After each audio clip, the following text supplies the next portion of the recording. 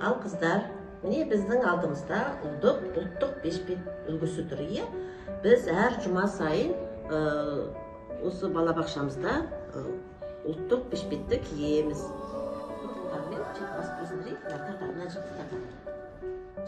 Мына қолмен басып тұр. Мына қолмен тарт.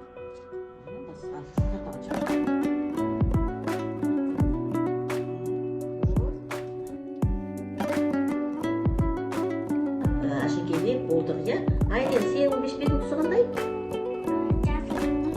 Медина, сенікі қандай?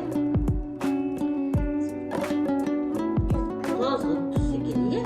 Ал енді балдар қараңдар, бүйтіп көрсетіңдерші бешпеттерін тіккен, әшекейлеген бешпеттерінді бүйтіп көрсетейік, иә?